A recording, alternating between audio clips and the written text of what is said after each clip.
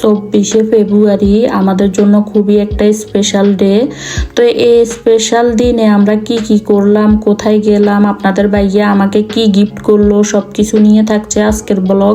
তো hello everyone, আসসালামু আলাইকুম। কি অবস্থা সবাই কেমন আছেন? আজকে একদম সকাল থেকে ভিডিওটা স্টার্ট করলাম। তো আজকে আমার একটা এক্সাম ছিল, তো ওইটা দেওয়ার জন্যই আসছি। তো এখানে দুইজন বৃদ্ধর ভালোবাসা দেখে আমি অবাক হলাম। তার হাজবেন্ড অনেক বয়স্ক, কিন্তু নিজ হাতে তার ওয়াইফকে জ্যাকেটটা পরাই দিতেছে, দেখে ভালো লাগলো, তাই একটু ভিডিও ধারণ করলাম। আলহামদুলিল্লাহ, আমার হাজবেন্ডও আমার প্রতি অনেক যত্নশীল। তো আজকে হচ্ছে আমাদের অ্যানিভার্সারি। তো যেহেতু দিনটাই স্পেশাল, তাই সব কিছুই স্পেশাল। তো সকালবেলা প্রথমে এখানে নাস্তা করে নিতেছি।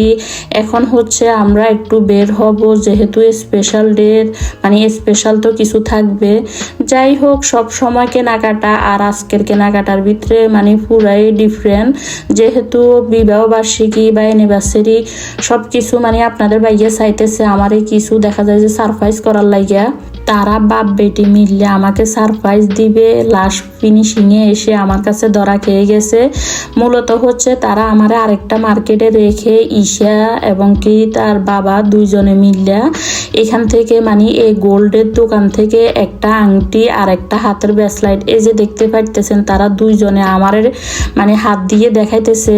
ঈশা তার বাবা দুইজনে মিললে আমাকে অন্য দোকানে রাখিয়ে আসি। প্রথমে এই যে দেখতেছেন হাতের ব্রেসলাইটটা আর আংটিটা, এগুলা গোল্ডের বলতে আসলে ইতালিতে তো আপনার ওইভাবে ভালো গোল্ড পাওয়া যায় না।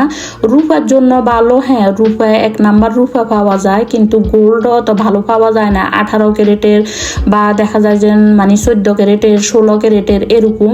তো এখান থেকে আপনাদের ভাইয়া আংটিটা আর হাতের ব্রেসলাইটটা অলরেডি নিয়ে নিছে। পরে আমি যখন দেখলাম, পরে আমি এসে আপনাদের ভাইয়াকে বকা দিতেছি। এজন্য আপনারা কিন্তু হয়তো স্ক্রিনে দেখছেন যে এগুলা এক একটা প্রাইস ছিল 150 ইউরো থেকে শুরু করি 200-250 ইউরো।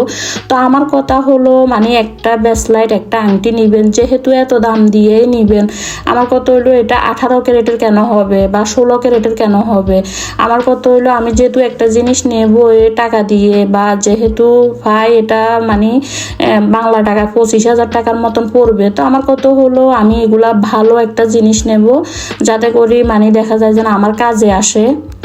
তো আপনাদের ভাইয়াকে বললাম, তুমি আমার আমাকে গিফট করার জন্য কত টাকা তোমার বাজেট? ও বলতেছে 200 ইউরো। তো চিন্তা করলাম 200 ইউরো সমান 25,000 টাকা। তো আমি চিন্তা করলাম আমি একা একা নিজে খুশি না হয়ে, চলো তাহলে তুমি আমাকে